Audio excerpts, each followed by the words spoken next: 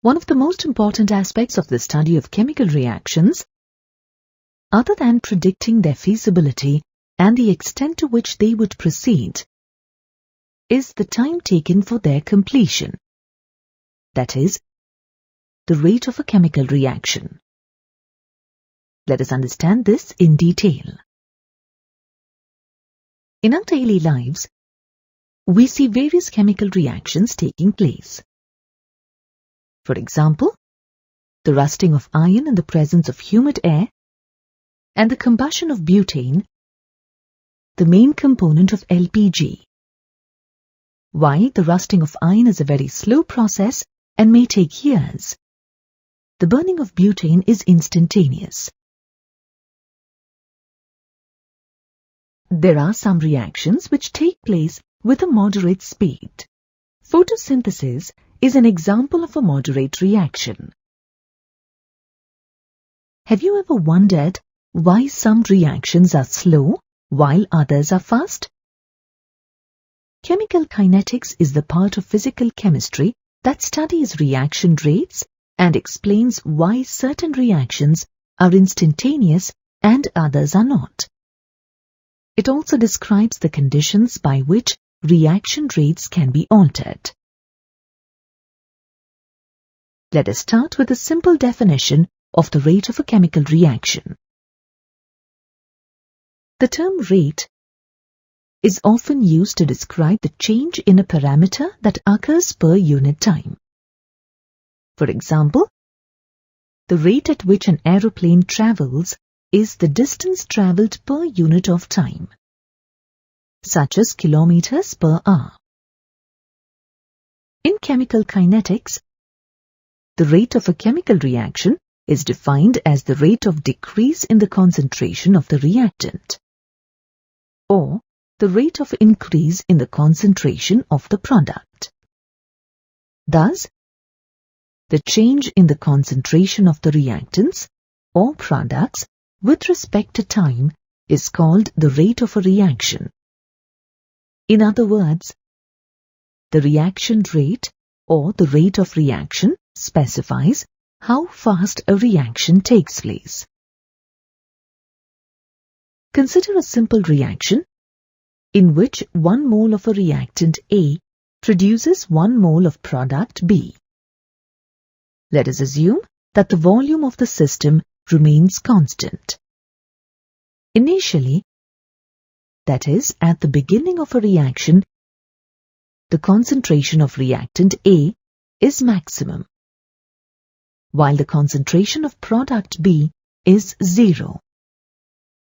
As the reaction proceeds, the concentration of reactant A decreases, while the concentration of the product B increases. Let A1 and B1 be the concentrations of A and B respectively at time T1, and A2 and B2 be their concentrations at time T2. The decrease in the concentration of reactant A, delta A, during time interval delta T equal to T2 minus T1 is given as A2 minus A1. Similarly, the increase in the concentration of product B, delta B, is given as B2 minus B1 during time interval delta T. Using the definition of rate of chemical reaction, we get the rate of the given reaction as a decrease in the concentration of A minus delta A divided by time interval delta T. Now, delta A is a negative quantity since the concentration is decreasing with time. So we multiply it by -1 to make it a positive quantity, as the rate of a chemical reaction is always positive. Similarly, the rate of the given reaction is also given by the increase in the concentration of product B, delta B, divided by time interval delta T. In this case, delta B is a positive quantity since the concentration of the products always increases with time. Hence, we do not multiply the rate of reaction by a minus sign. However, the rate of reaction is not constant. It changes with time. The rate of disappearance of reactants gradually decreases with time as the reactants are consumed. And the rate of the appearance of products increases with time as the products are formed. Hence, the rate of reaction is always taken as the change in the concentration of the reactants or products in a definite interval of time. This is called the average rate of chemical reaction, which is given by this equation. If we plot the concentration of A and B against time, we get the graph shown here. From the graph, we can see that the concentration of reactant A decreases with time, while the concentration of product B increases with time. Note that the change in the concentration of the reactants and products and the time taken for that change to occur, as shown here, depicts the average rate. However, the average reaction rate doesn't predict the rate of reaction at a particular instant of time. To predict the rate of reaction at a particular moment of time, we take an infinitesimally small time period, dt. That is, when time delta t approaches 0, and measure the change in the concentration of the reactant or product during this infinitesimally small time period. The rate of a reaction determined at a particular instant of time is called the instantaneous reaction rate. If the changes in the concentration of A and B are dA and dB respectively, during the infinitesimally small time interval dt, then the instantaneous rate of reaction is given as R instant equal to minus dA by dt or equal to dB by dt. Graphically, we can determine the instant rate of chemical reaction at time t by drawing a tangent at time t on the curves for the concentration of either A or B, and then calculating its slope. The slope of a tangent gives the instantaneous rate of reaction at that particular time. The change on the y-axis divided by the change on the x-axis gives the slope of the tangent. From the graph, the slope of the tangent drawn gives the instantaneous rate. R instant equal to minus dA by dt equal to dB by dt. The rate of reaction may not be same with respect to all the reactants and products. It depends upon the stoichiometric coefficients of the reactants and the products in a balanced chemical equation. Let us consider the formation of hydrogen iodide from its constituents, hydrogen and iodine. The balanced equation for this reaction is shown here. In this case, 1 mole of hydrogen and 1 mole of iodine react to give 2 moles of hydrogen iodide. That is, the rate of disappearance of hydrogen is equal to the rate of disappearance of iodine, and the rate of disappearance of hydrogen or iodine is equal to half of the rate of the appearance of hydrogen iodide. Hence, the rate for this reaction can be written as shown. Let us now consider a generic reaction, where the stoichiometric coefficients of the reactants and the products are different. Let's say m moles of A react with n moles of B to give O moles of C and P moles of D. We divide the rate of appearance of the products and the rate of disappearance of the reactants by their respective stoichiometric coefficients to get the rate for the overall reaction. The rate of chemical reaction in this case is given as -1 by m into delta A by delta T equal to -1 by n into delta B by delta T is equal to 1 by O into delta C by delta T is equal to 1 by P into delta D by delta T. You have learnt about the rate of reaction. Let us now look at the units for the rate of a reaction. If the concentration is in mole per liter, then the unit for the rate of reaction is mole per liter per second. For gaseous reactions, if the rate is expressed in terms of their partial pressures, that is, the rate of change in partial pressure of the reactant or the product, then the unit for the rate of reaction is atmosphere per second. You have already learned that the rate of a reaction decreases with a decrease in the concentration of the reactants. Thus, one of the factors that determine the rate of a reaction is the concentration of the reactants. The representation of the rate of a reaction in terms of the concentration of its reactants is known as the rate law. It is also called the rate equation or rate expression. It is important to note that we can determine the reaction rate in terms of the concentration of the reactants only by experimentally, and it cannot be determined from the balanced equation. Consider the reaction given here. Let's say m moles of A react with n moles of B to give O moles of C and P moles of D. We can write the rate law for this reaction as rate of reaction is directly proportional to the concentration of A raised to the power x multiplied by the concentration of B raised to the power y. By replacing the proportionality with proportionality constant K, the equation can be written as shown. The K in this equation represents the rate constant. The exponents x and y may or may not be equal to the stoichiometric coefficients m and n of the reactants A and B, respectively. This expression, which relates the rate and concentration of the reactants, is called the rate law or rate expression.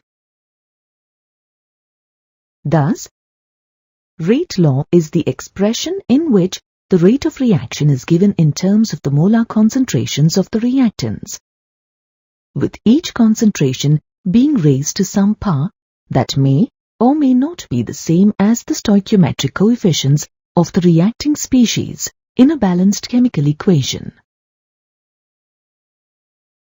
You know that the rate of a reaction with respect to the reactants is equal to minus dr by dt. Therefore, the equation can be written as minus dr by dt is equal to K multiplied by concentration of A raised to the power x multiplied by the concentration of B raised to the power y. This is known as a differential rate equation. In the given rate equation, x is the order of the reaction with respect to A, y is the order of the reaction with respect to B, and K is the rate constant.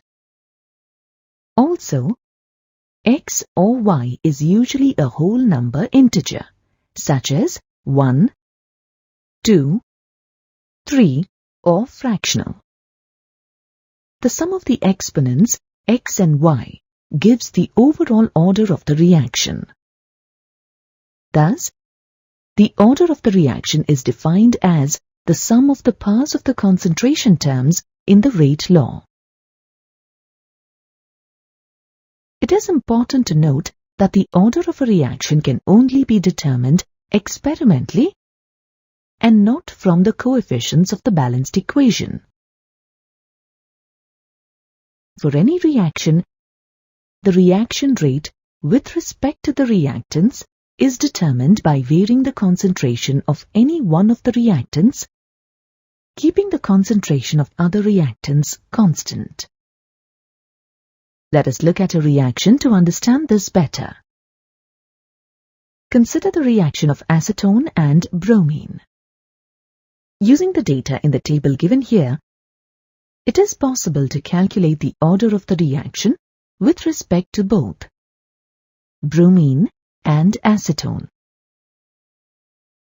Let us see how the rate of reaction changes with a change in the concentration of either bromine or acetone. From experiments 1 and 2, it is obvious that there is no change in the rate with a change in the concentration of bromine. For experiments 1 and 3, it is obvious that the rate is doubled as the concentration of acetone is doubled.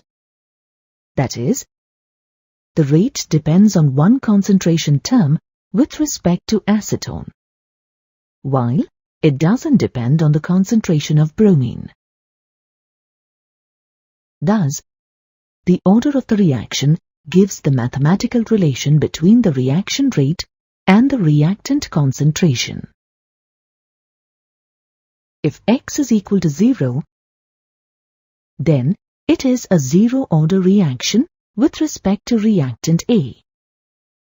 Similarly, if X is equal to 1, then it is a first-order reaction with respect to reactant A, and so on. Similarly, if Y is equal to 0, then it is a zero-order reaction with respect to reactant B. Also, if Y is equal to 1, then it is a first-order reaction with respect to reactant B, and so on. Thus, the sum of the exponents, X and Y, gives the overall order of the reaction. Let us write the rate equations for all the three experiments. For experiment 1, rate 1 is equal to K multiplied by 0.1 to the power Y multiplied by 0.1 to the power X. Let this be equation 1. For experiment 2, rate 2 is equal to K multiplied by 0.2 to the power Y multiplied by 0.1 to the power X. Let this be equation 2. For experiment 3, rate 3 is equal to K multiplied by 0.1 to the power Y multiplied by 0.2 to the power X. Let this be equation 3.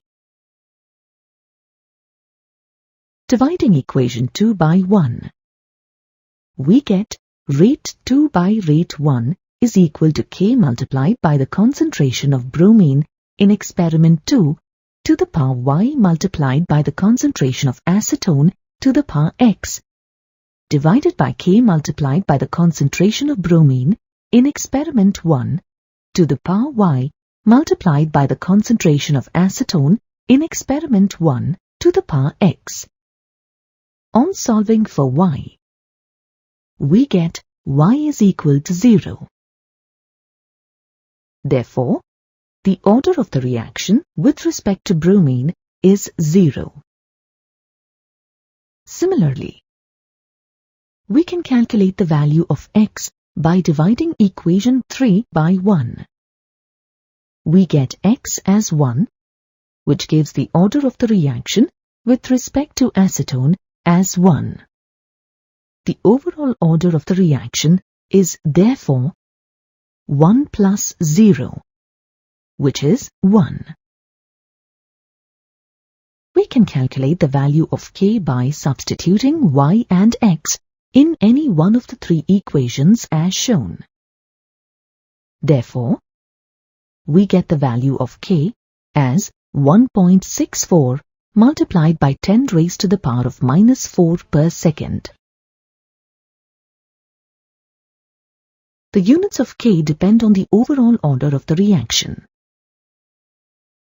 If we rearrange the rate equation for K in a generic reaction, we get K is equal to rate divided by the concentration of A to the power X multiplied by the concentration of B to the power Y. Representing this equation in terms of the units of concentration and rate, we get the unit of K as rate of the reaction divided by concentration to the power Y plus X, where Y plus X is the overall order of the reaction. The unit for concentration in the SI system is mole per liter. If Y plus X is 0, then we get the unit of K in the SI system as mole per liter per second.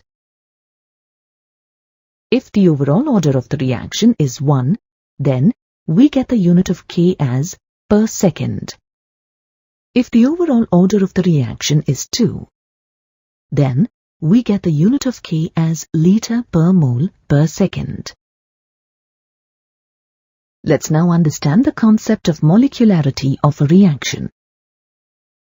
A balanced chemical reaction doesn't explain the mechanism of the reaction. That is, it doesn't explain how the reaction takes place. A reaction may take place in a single step, called an elementary reaction, or in multiple steps, called a complex reaction. Each step in a complex reaction is called an elementary reaction. The sequential representation of all the elementary reactions in an overall reaction is called the mechanism of the reaction. The number of reacting species, such as molecules, atoms, or ions, of an elementary reaction, which collide with each other to bring about a chemical reaction, that is, to form a product or products, is called the molecularity of that reaction. Molecularity of a reaction is the property that helps us understand the mechanism of a reaction. A reaction in which only one molecule takes part is known as a unimolecular reaction. For example, the decomposition of ammonium nitrite. Bimolecular reactions involve two molecules. For example, the decomposition of nitrogen dioxide. Trimolecular reactions involve three molecules. For example, the combustion of nitric oxide. Why are the reactions involving more than three molecules very rare? Now let us understand how the collision theory explains the reactions which involve more than three molecules. Collision theory states that as the number of reacting species or molecules increases, the probability of simultaneous collision of reacting molecules decreases. Therefore, the possibility of simultaneous collisions between four molecules is much less than the possibility of simultaneous collisions between three molecules. Hence, reactions involving more than three molecules are very rare. Therefore, the molecularity of a reaction cannot be more than 3. Reactions involving more than 3 molecules take place in several steps, and such reactions are called complex reactions. Note that the molecularity of a reaction that takes place in a single step is equal to the total number of reactant molecules involved in the balanced chemical reaction. Let us now move on to the mechanism of a complex reaction involving more than 3 molecules. Consider the reaction of hydrogen bromide with oxygen. Here, 4 molecules of hydrogen bromide react with 1 molecule of oxygen. These molecules must collide simultaneously to react, but it is highly unlikely that 5 molecules would collide at the same time. Therefore, this reaction takes place in several steps, as shown here. You can clearly see that each step involves two molecules. That is, the reaction is bimolecular. Hence, when a reaction involves more than one step, its molecularity depends on the elementary steps. From this, we can conclude that complex reactions involving more than 3 molecules generally occur in more than one step. When a reaction involves more than one step, the elementary step that can proceed no faster than any other step is called the slowest step. The slowest step of the reaction is therefore called the rate-determining step. This concept can be understood better by drawing an analogy with the preparation of a cake. The 3 major steps involved are preparing the dough, baking, icing. You can make dough for 50 cakes. However, only 20 cakes can be baked at a time. Hence, the number of cakes on which you can put icing will depend upon the second step, baking. Therefore, baking is the rate-determining step here. Let's now go back to the reaction of hydrogen bromide with oxygen. In this example, steps 2, 3, and 4 are very fast and take less than a minute. However, step 1 can take up to a year.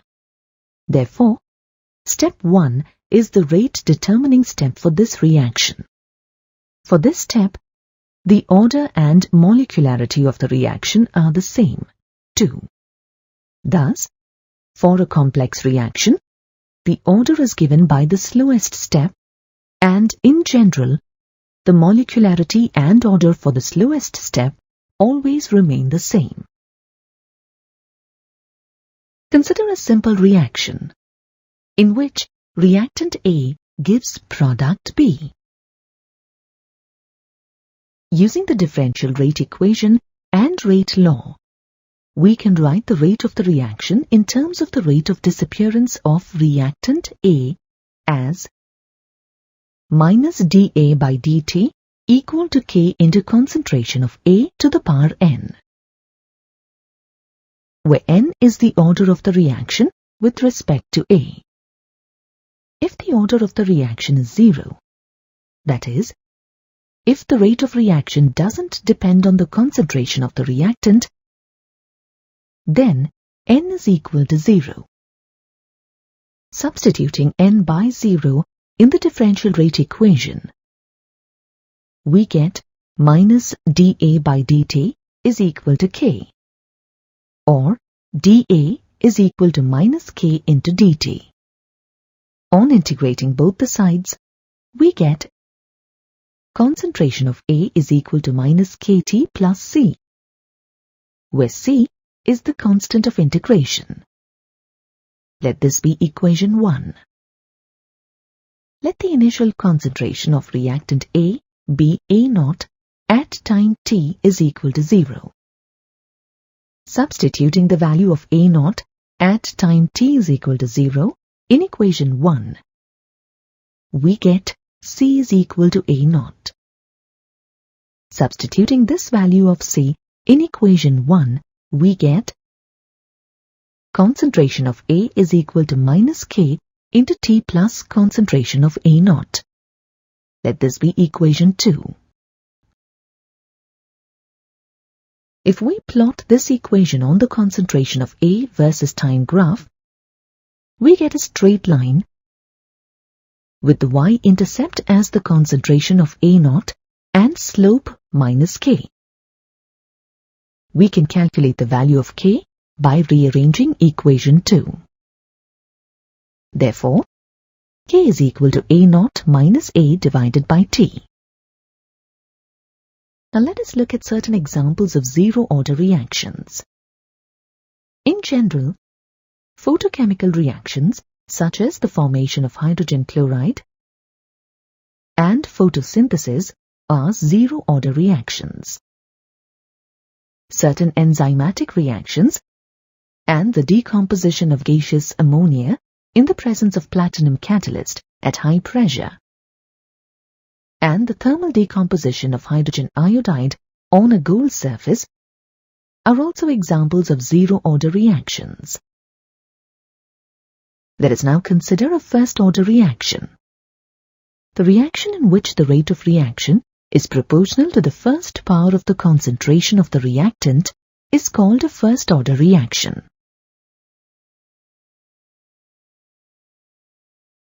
Hence, in a first-order reaction, N is equal to 1.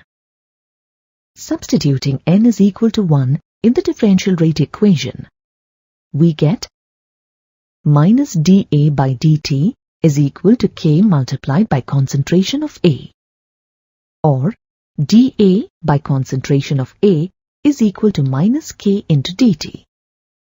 Integrating both the sides, we get log concentration of A to the base E is equal to minus K multiplied by T plus C, where C is the constant of integration. Let this be equation 3. Let the concentration of reactant A be A0 at time t is equal to 0. Substituting the value of A0 at time t is equal to 0 in equation 3, we get C is equal to log concentration of A0 to the base E.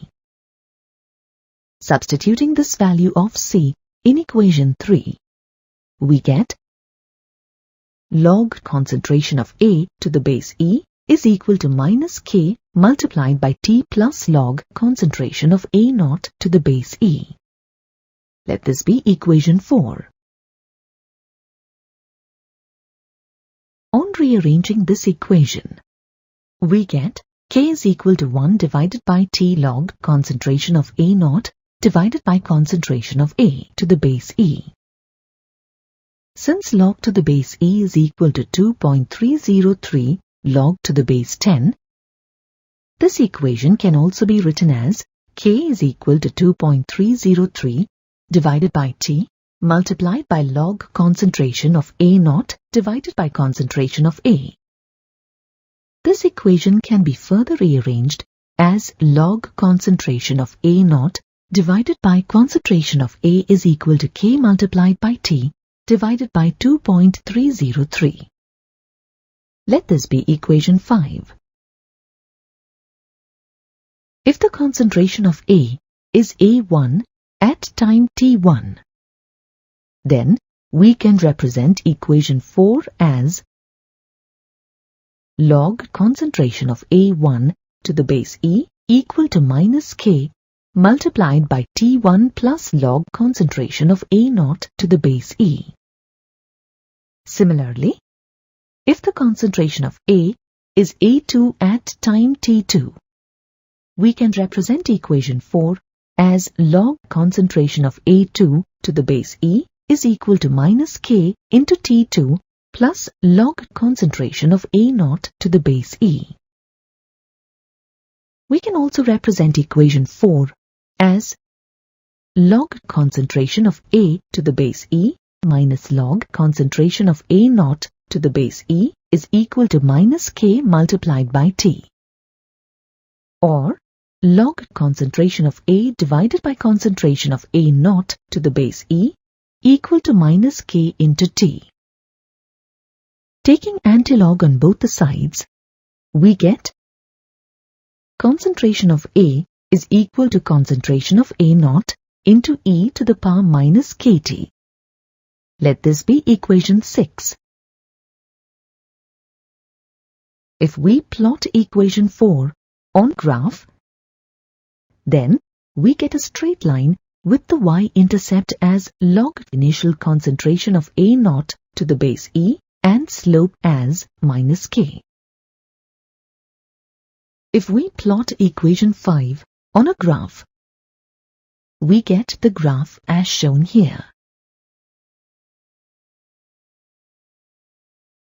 Half-life period of a reaction is defined as the time taken for the concentration of a reactant to reduce to 1/2 of its initial concentration. Let's consider a simple reaction. If this reaction is of zero order, then the concentration of A is given by A is equal to minus K multiplied by T plus concentration of A naught. Let T1/2 be the time in which the concentration of reactant A reduces to 1/2, which is equal to concentration of A naught by 2. Substituting the value of concentration of A and T in the given equation, we get concentration of A naught by 2 is equal to minus K multiplied by T1/2 plus A naught. Calculating for T1/2, we get T1/2 is equal to A naught by 2K. From this equation, we can conclude that the half-life period for a zero-order reaction is directly proportional to the initial concentration of the reactants. Let us now calculate the value of T1/2 for a first-order reaction. For a first-order reaction, the half-life period is directly calculated from the rate constant K, given by K equal to 2.303 divided by T multiplied by log concentration of A naught divided by concentration of A. Let T1/2 be the time in which the concentration of reactant A reduces to 1/2, which is equal to concentration of A naught by 2. Substituting the value of concentration of A and T in the given equation, we get K equal to 2.303 divided by T1/2 multiplied by log concentration of A naught divided by concentration of A naught by 2. On rearranging the equation, we get T1/2 is equal to 2.303 multiplied by 0.301 divided by K. On solving, we get T1/2 is equal to 0.693 divided by K. From this equation, we can conclude that the half-life period for a first-order reaction is independent of the initial concentration of the reactant. Consider a simple reaction in which reactant A gives product B. Using the differential rate equation and rate law, we can write the rate of the reaction in terms of the rate of disappearance of reactant A as minus dA by dt equal to K into concentration of A to the power n, where n is the order of the reaction with respect to A. If the order of the reaction is 0, that is, if the rate of reaction doesn't depend on the concentration of the reactant, then n is equal to 0. Substituting n by 0 in the differential rate equation, we get minus dA by dt is equal to K, or dA is equal to minus K into dt. On integrating both the sides, we get concentration of A is equal to minus Kt plus C, where C is the constant of integration. Let this be equation 1. Let the initial concentration of reactant A be A naught at time t is equal to 0. Substituting the value of A naught at time t is equal to 0 in equation 1, we get C is equal to A naught. Substituting this value of C in equation 1, we get concentration of A is equal to minus K into T plus concentration of A naught. Let this be equation 2. If we plot this equation on the concentration of A versus time graph, we get a straight line with the y-intercept as the concentration of A0 and slope minus k. We can calculate the value of k by rearranging equation 2. Therefore, k is equal to A0 minus A divided by T. Now let us look at certain examples of zero-order reactions. In general, photochemical reactions such as the formation of hydrogen chloride and photosynthesis are zero-order reactions. Certain enzymatic reactions and the decomposition of gaseous ammonia in the presence of platinum catalyst at high pressure and the thermal decomposition of hydrogen iodide on a gold surface are also examples of zero-order reactions. Let us now consider a first-order reaction. The reaction in which the rate of reaction is proportional to the first power of the concentration of the reactant is called a first-order reaction.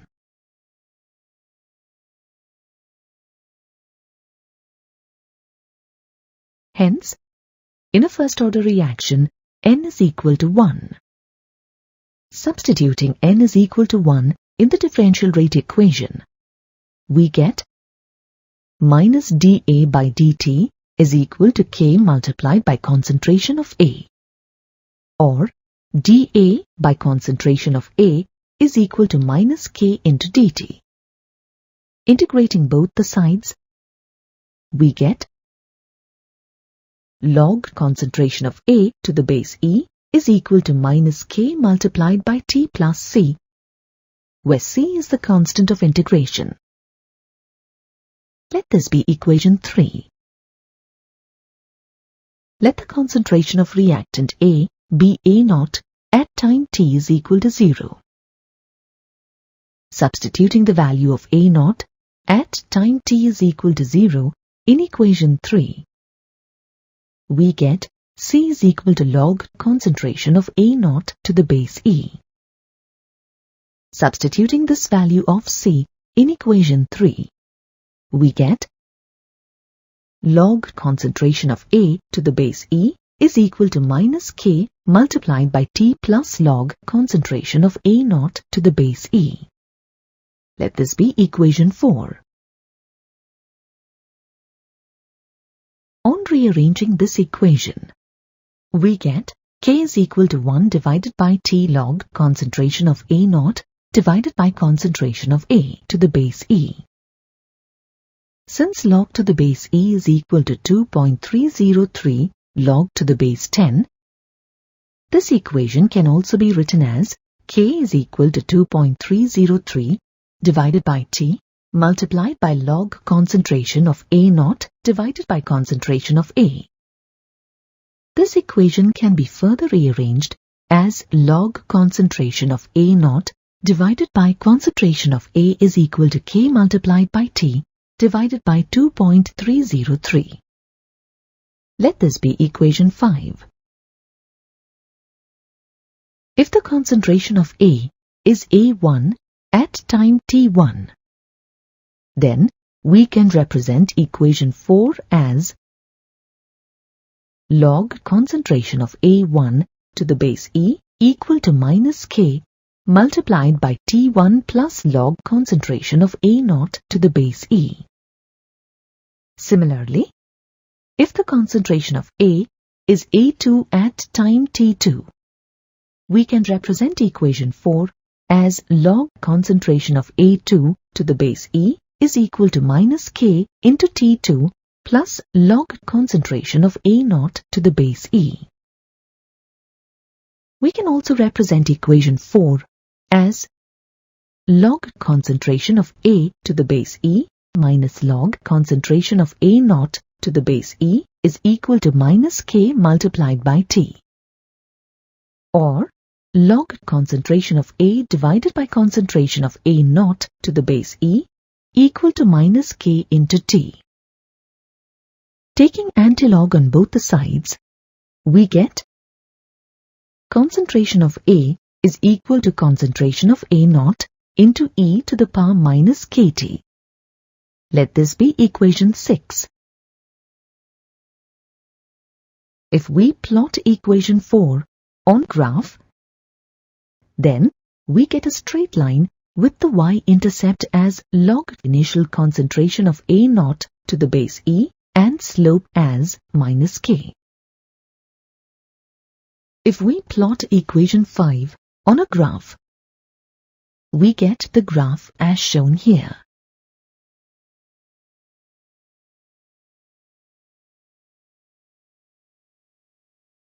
You know that for a first-order reaction, the sum of the powers of the concentration terms in the rate law expression is equal to 1. The decomposition of nitrogen pentoxide and nitrous oxide are examples of first-order reactions. Let us now study pseudo-first-order reactions in detail.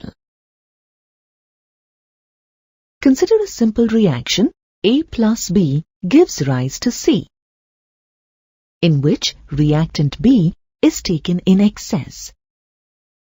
The rate law equation for this elementary reaction can be written as rate is equal to rate constant K multiplied by concentration of A multiplied by concentration of B. Let this be equation 1. During the course of the reaction, the concentration of reactant B remains practically constant.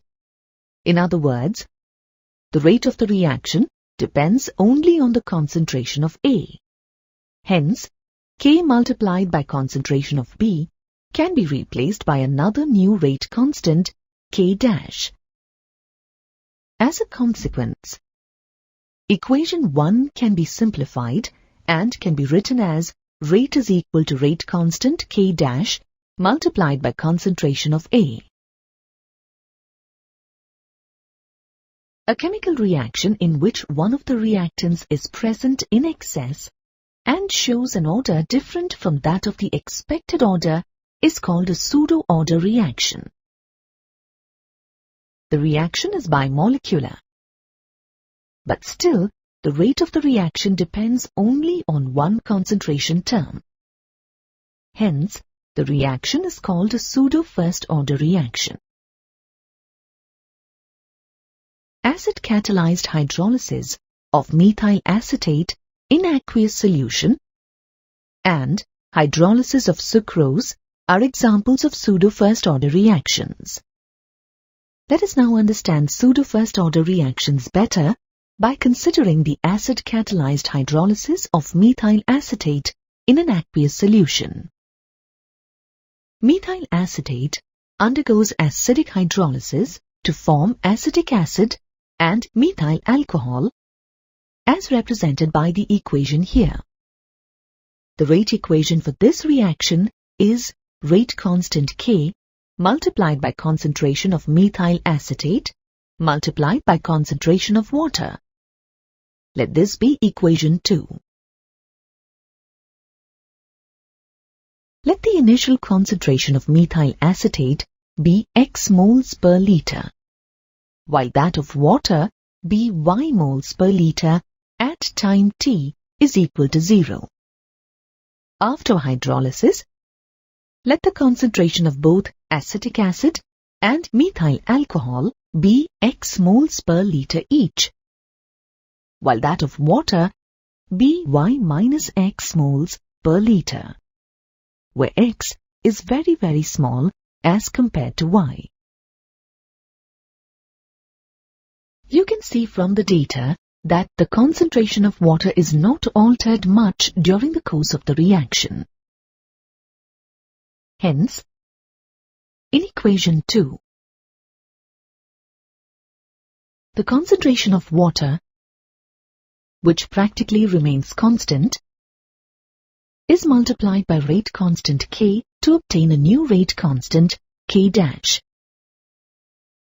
As a consequence, equation 2 can be simplified and written as rate is equal to new rate constant K dash multiplied by concentration of methyl acetate.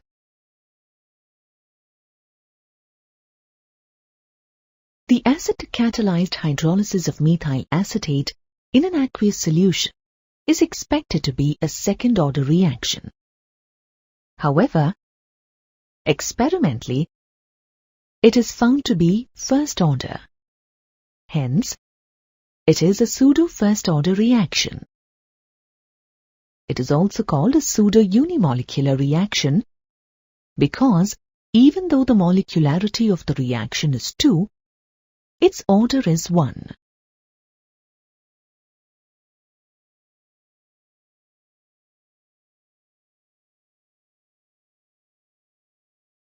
Now, try to write the rate equation for the hydrolysis of sucrose and account for the fact that it is a pseudo-first order reaction. You know that sucrose, on hydrolysis in the presence of a dilute mineral acid, gives glucose and fructose. Excessive water is used for the reaction, and hence, the concentration of water practically remains constant. As a result, the rate equation can be written as rate is equal to new rate constant K dash multiplied by concentration of sucrose. Since the rate of reaction depends only on one concentration term, it is a pseudo-first order reaction. Let us now solve a numerical problem. Here is the data obtained on hydrolysis of methyl acetate at 298 Kelvin in 0.25 normal hydrochloric acid. Establish that it is a pseudo-first order reaction. Also calculate the half-life period for the reaction. In the first step, write the integrated rate equation for the first order reaction as shown here. Next, calculate the initial concentration and the concentration of the ester, that is, methyl acetate, at the given intervals of time by using the given data. The volume of alkali used for total change from T is equal to 0 to T is equal to infinity gives the initial concentration of the ester. Hence, the initial concentration of methyl acetate is 47.15 minus 24.36, which is equal to 22.79 milliliter. Similarly, the concentration of methyl acetate at 4500 seconds is 17.83 milliliter. And at 7140 seconds is 15.43 milliliter. Now substitute the values of A minus X and T in rate equation. On solving, we get the values of K fairly constant at the two different intervals of time. Hence, the reaction is of a pseudo-first order. In the next step, write the equation to calculate the half-life period. Substitute the value of K in the equation. On solving, we get T half as 12,692 seconds. We know that the rate of a reaction depends on the concentration of its reactants or on the pressure in case of gaseous reactants. Along with concentration or pressure, temperature also has a major effect on the rate of a reaction.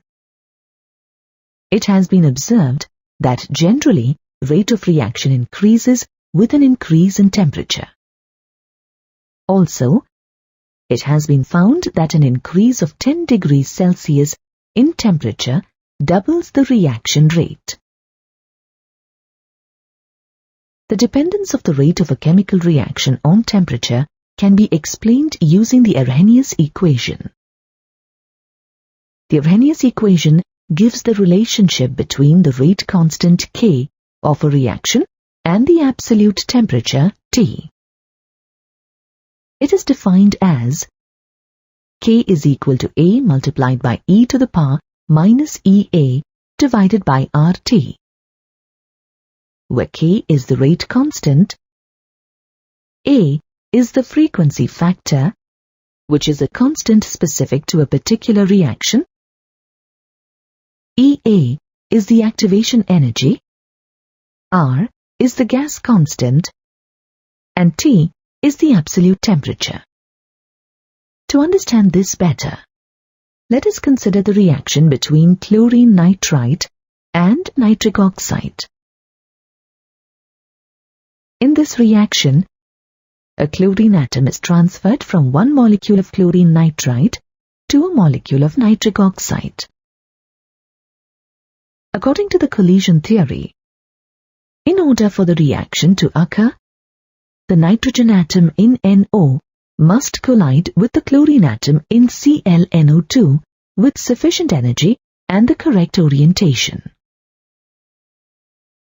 Before chlorine nitrite and nitric oxide are converted into products, during which existing bonds break and new bonds are formed, they go through a highly unstable intermediate or transition state. If we plot the potential energy of the molecules versus the reaction coordinate, we get the curve shown here. The peak of the curve is the transition or the intermediate state, which is also known as activated complex. The energy required by the reactant molecules to reach this transition state is known as activation energy, EA. In other words, this is the minimum energy required to cause a reaction.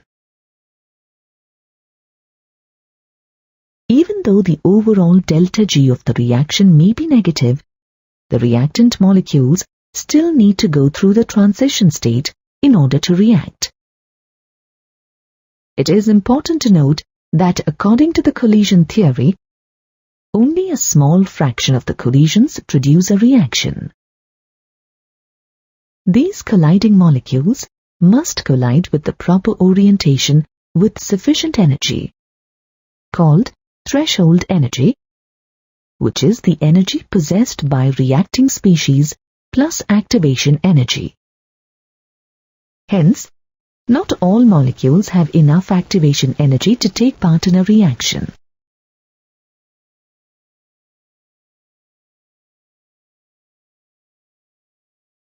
If we plot the fraction of molecules with the given kinetic energy, we get the Boltzmann-Maxwell distribution curve shown here. Only those fractions of molecules on the right-hand side of the activation energy take part in the reaction.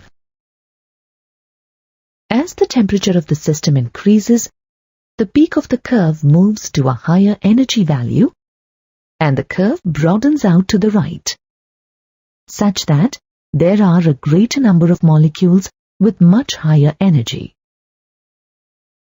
As the number of molecules with higher kinetic energy increases, the number of molecules that carry energy greater than the activation energy also increases.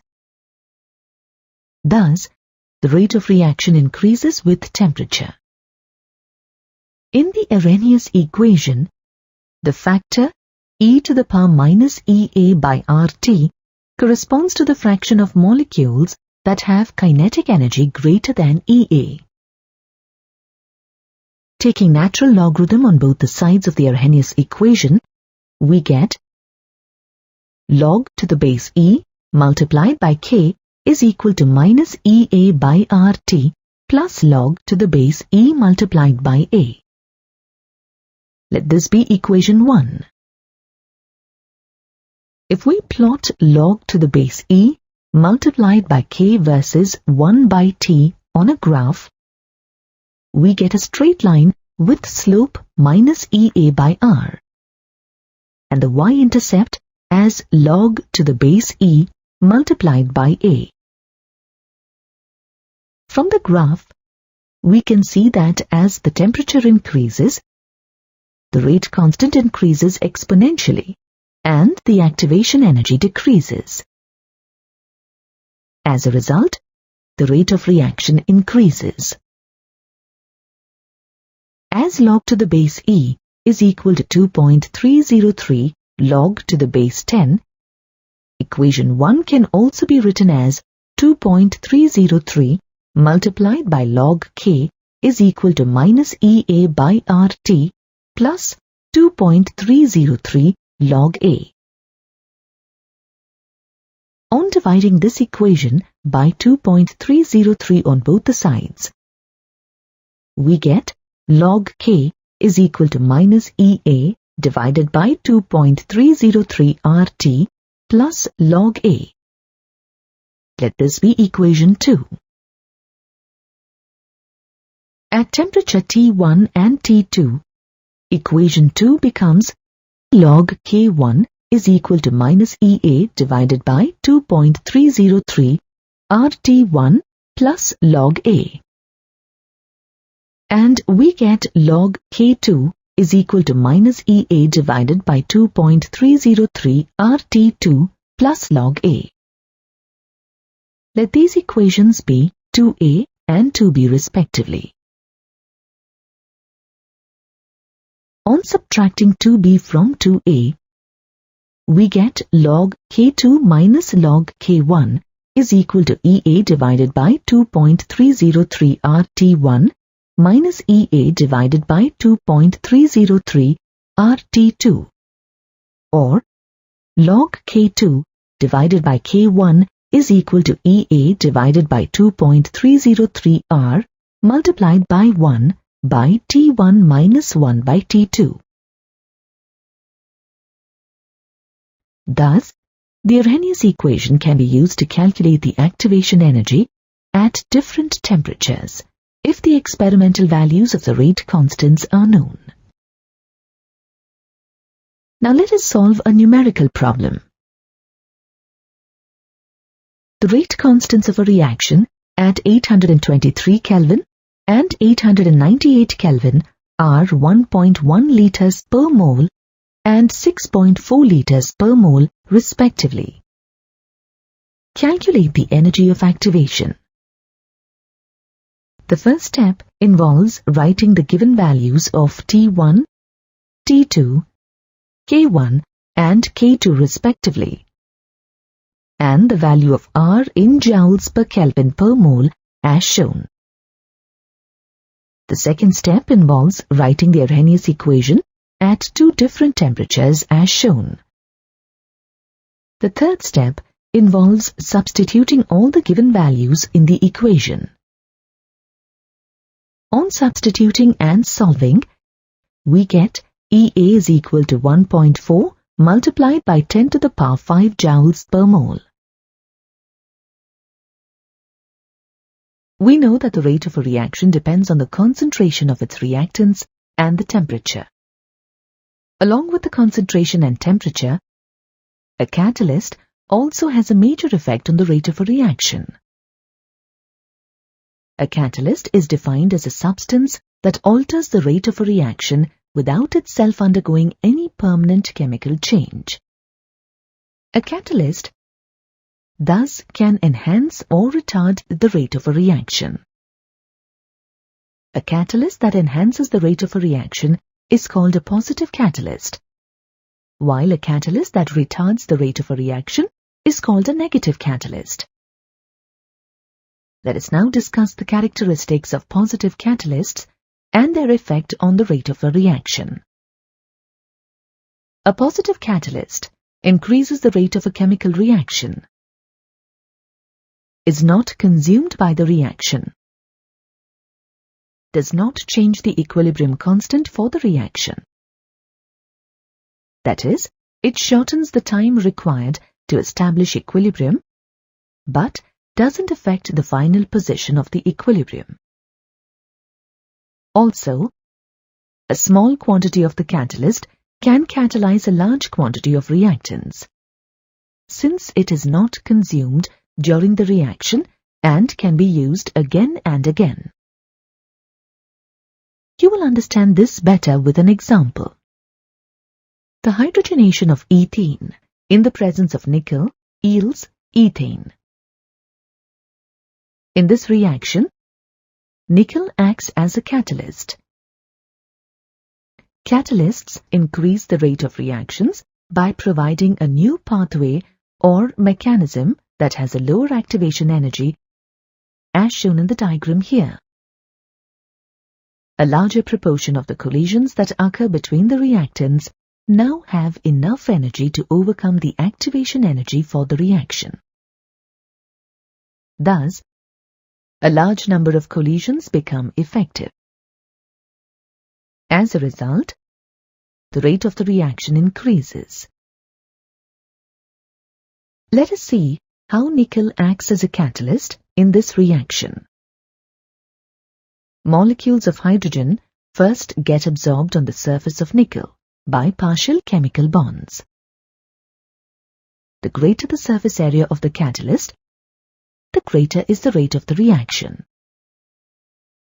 As a result, the bond between two hydrogen atoms of a hydrogen molecule gets weakened and breaks to form hydrogen atoms. These hydrogen atoms are attached to the surface of nickel by chemical bonds. In the next step, a highly energetic activated complex is said to be formed when these hydrogen atoms attach to ethene molecules by partial chemical bonds. The highly unstable activated complex further dissociates to form molecules of ethane and the free catalyst. Thus, a catalyst increases the rate of a reaction. Now let us arrive at the modified Arrhenius equation on the basis of the collision theory of chemical reactions. The collision theory was proposed individually by Max Strauss in 1916 and William Lewis in 1918. It explains how chemical reactions occur. According to this theory, chemical reactions occur when the hard, spherical molecules of reactants collide with each other. Also, the reactant particles must collide not only with sufficient energy, but also with the correct orientation. Such collisions are referred to as effective collisions. These collisions lead to the formation of the product.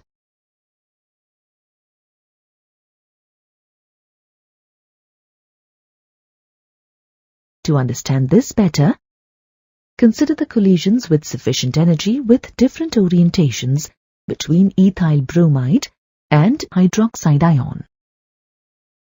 The collisions in case of B with proper orientation result in the formation of the product ethyl alcohol. The rate constant for a simple biomolecular reaction, as predicted by the collision theory, is K is equal to ZAB multiplied by e to the power minus EA by RT, where ZAB is the collision frequency of reactants A and B, and e to the power minus EA by RT is the fraction of the molecules with activation energy greater than EA. The Z in this equation can be compared to the factor A in the Arrhenius equation. Since all the collisions do not lead to the formation of products, another factor called steric factor, P, is introduced in the collision theory to account for effective collisions. P refers to the collisions between molecules with the proper orientation. Taking the steric factor into consideration, the Arrhenius equation can be modified to K is equal to P multiplied by ZAB multiplied by e to the power minus EA by RT.